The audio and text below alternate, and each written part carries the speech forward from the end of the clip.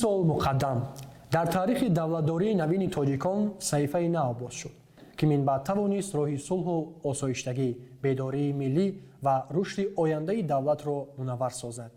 16 ноябр ҳамчун санаи тақдирсоз аз як тараф боиси кашфи чеҳраи мондагору қаҳрамони миллат, асосгузори сулҳу ваҳдати миллӣ, пешвои миллат, президенти ҷумҳурии Тоҷикистон муҳтарам Эмомалӣ Раҳмон шуда бошад, аз тарафи дигар иҷлосаи 16-уми Шӯрои олӣ бо макони таърихии пайванди ногусастанӣ пайдо кард, ки унвон гирифтааст Кохи сулҳи тоҷикон. биандагони азиз, моро ҳамраҳ бошед, зеро дар идома бароятон аз таърихи бунёди ин бинои муҳташами қарни 20, яъне қасри Арбоб ҳикоят хоҳем кард.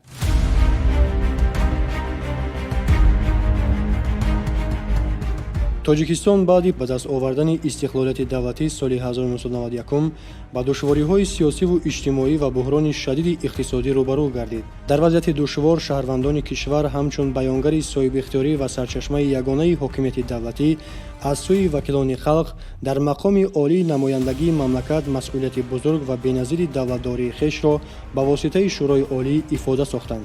баҳри барқарор намудани асосҳои давлатдорӣ ва таъмини қонуният, сулҳ ва ризояти миллӣ 16 ноябри соли 1992 дар қасри Арбоби ҷамоати унҷии ноҳияи Хуҷанд, алҳол ноҳияи Бобоҷон Ғафуров, иҷлосаи 16-уми Шӯрои олии Тоҷикистон оғоз гардид ва роҳбарияти нави мамлакатро таҳти сарварии Эмомалӣ Раҳмон интихоб намуд. маҳз Эмомалӣ Раҳмон, раиси Шӯрои олии ҷумҳурии Тоҷикистон ва ҳамзамон сарвари давлат, барномаи мукаммали аз буҳрони сиёсӣ, иқтисодӣ, фарҳангӣ ва маънавӣ баровардани кишварро ба миён гузошт. ин омил қасри Арбобро ҳамчун макони муқаддаси таърихӣ мондагор сохт. таърихи бунёди қасри овозадори Арбоб аз соли 1948 манша мегирад. ҳамон сол котиби якуми кумитаи марказии ҳизби коммунистии Тоҷикистон Бобоҷон Ғафуров ва котиби якуми кумитаи ҳизбии вилояти Ленинобод ҳозира сухт Пётр Абносов ба колхози ба номи Малотов меоянд. хотиррасон бояд кард, ки садорати колхоз дар наздикии автостансияи ҳозира, яъне шафати роҳи Хуҷанд Ғафуров ҷойгир буд. дар вохӯрӣ бо аҳли хоҷагӣ масъалаи муттаҳид намудани колхозҳо бардошта мешавад ва Бобоҷон Ғафуров пешниҳод мекунанд, ки баъди якҷоя шудани колхозҳои ҳамсоя дар сарҳади онҳо клуб ё худ қасри деҳқонон, чойхона ва бинои садорати колхоз бунёд карда шаванд.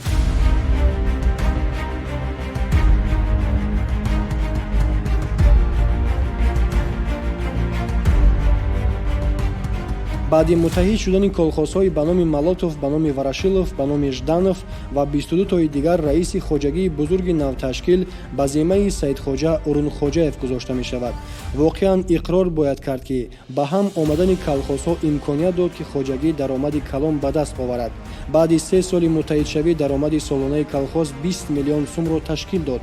баҳри амалӣ намудани супоришҳои Бобоҷон Ғафуров колхоз таҳти сарварии Саидхоҷа Урунхоҷаев ба бунёди бинои қасри деҳқонон оғоз мекунад. бо маслиҳати мутахассисон, ҳунармандони маҳаллӣ ва роҳбарони чашмикордон ҷиҳати бунёди қасри фарҳангии Арбоб гӯшаи муносибе аз теппаи Арбоб интихоб мегардад, ки номи қаср низ аз ҳамин ҷо пайдо мешавад. аз ин баландӣ тамоми ҳудуди хоҷагӣ ба чашм намоён мегашт. Саидхоҷа Урунхоҷаев ибтидои солҳои 50 ба шаҳри Санкт-Петербург сафар мекунад. баъди шинос шудан бо биноҳои қадимаи таърихии шаҳри соҳили Нева, бахусус Эрмитаж ва қасри Петергоф, дар дили ӯ орзуи бино намудани чунин қасри муҳташам пайдо мешавад. сохтмони қаср моҳи феврали соли 1951 оғоз ёфт. сардории сохтмонро худи Саидхоҷа Урунхоҷаев бар уҳда гирифт. санги аввали биноро моҳи апрели соли 1951 қаҳрамони Тоҷикистон Бобоҷон Ғафуров гузоштанд. бинокорон пешакӣ атрофи иншоотро бо деворҳои баланди муваққатӣ печонида ба кор оғоз мекунанд. барои кашидани лоиҳаи сохтмон тавре гуфтем аз душанбе меъмор академик Ҳикмат Юлдошев ҷалб мегардад. нақошиҳои дохил ва беруни биноро рассом Сергей Захаров кашидааст. дар худи колхоз курсҳои омӯзишӣ, чидан ва ороиши хиш ташкил карда мешавад. коркунони соҳаи сохтмони об ва барчиён барои бунёди чоҳбун, яъне чуқурӣ барои андохтани таҳкурсии иморат ва бо бетон таъмин намудан ёрӣ мерасонданд. маҳз дар ҷараёни сохтмон қобилияти баланди ташкилотчигӣ, обурӯву нуфузи сарвари колхоз ҳамаҷониба зоҳир гардид.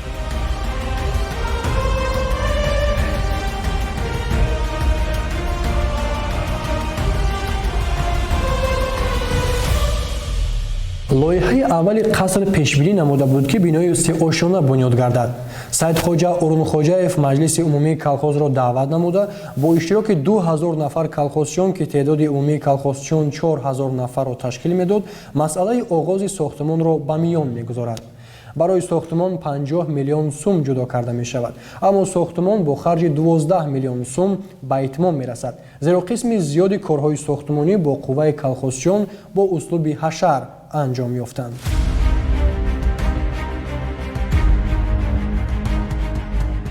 меҳнати суботкоронаи устоҳо бинокорон имконият дод ки дар муддати 2 сол қисмати асосии қаср ба ғайр аз толору маҷлисгоҳ бо ороишоти дохиливу беруна ободонии гирду атроф ба истифода дода шавад. 6 ноябри соли 1957 қаср аз ҷониби комиссияи ҳукуматӣ қабул гардид, яъне қасри Арбоб ки наздики 100 ҳуҷра дошт, дар давоми 6 сол бо ҷалби беҳтарин лоиҳакашҳои шӯравӣ, дуретгарон, наққошон, кандакорони маҳаллӣ бо омезиши санъати меъмории аврупоиву шарқӣ қомат афрохт.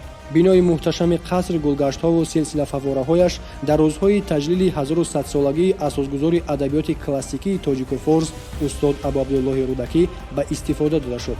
охири ҳамон сол Саидхоҷа Орунхоҷаев барои дастовардҳои меҳнатӣ бори дуюм ба унвони олии қаҳрамони меҳнати социалистӣ муносиб дониста шуд. қасри Арбоб бо ҳусну вижагиҳои камназираш ҳамаро ба ҳайрат меовард.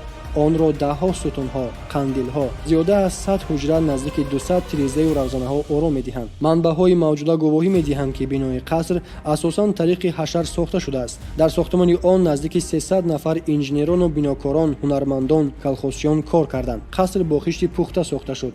Орунхоҷаев дар наздикии сохтмон сехи хиштпазӣ ва оҳакпазиро таъсис дода буд. дар ороишоти дохили бино услубҳои анъанавӣ ба таври васеъ истифода шудаанд. сақф ва девори биноро наққошони маҳаллӣ ороиш доданд. воқеан имрӯз ҳам ин қасри боҳашамат ифтихори тамоми халқи тоҷик аст. дар ин бино намунаи беҳтарини санъати меъморию наққошии халқамон таҷассум ёфтааст.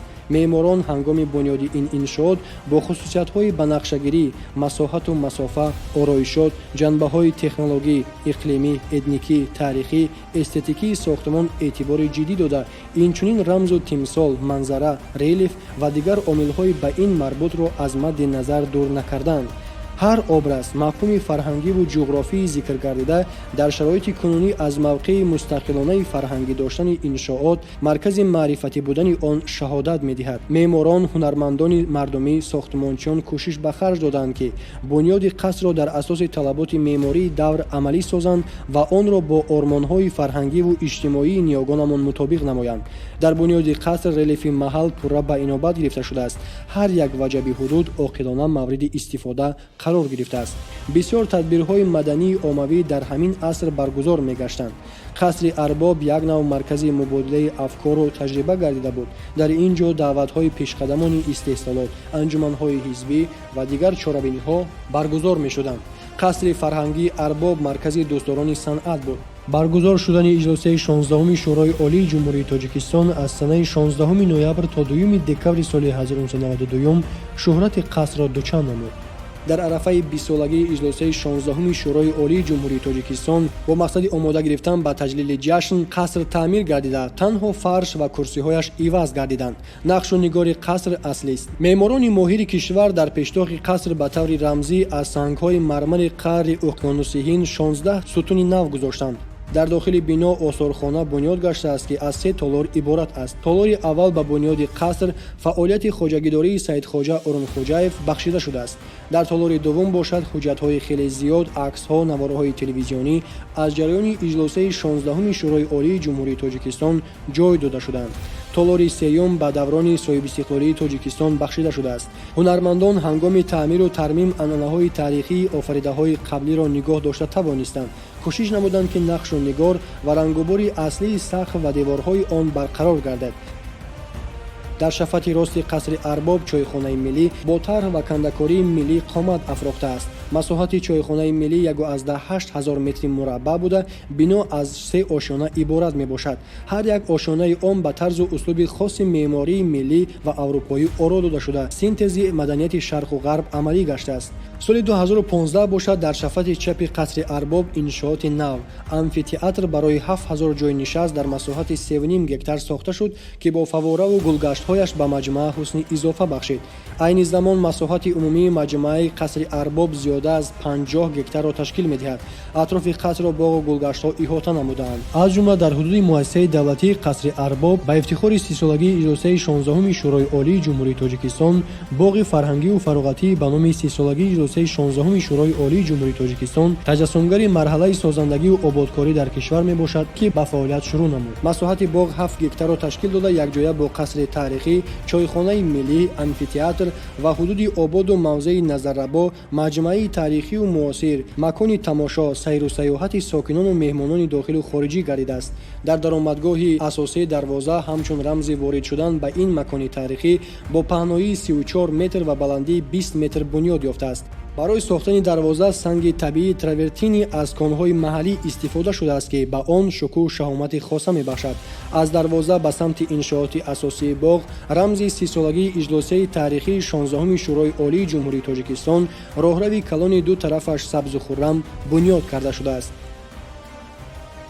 имрӯзҳо ҳар нафаре ки ба ин минтақа ташриф меорад аз ҷумла сайёҳон ҳатман ба тамошои маҷмӯаи қасри фарҳангиву таърихии Арбоб меоянд. қасри муҳташами Арбоб ба мисли як зумра иншооти нодири ҷаҳон Кремлу Тоҷмаҳал ва аҳромҳои Мисру Манораи Эйфел чун мавзеи таърихиву фарҳангӣ, илму маърифат ва зиёратгоҳи сайёҳон аз кишварҳои дуру наздик ва меҳмонон аз манотиқи гуногуни кишвар машҳур гаштааст.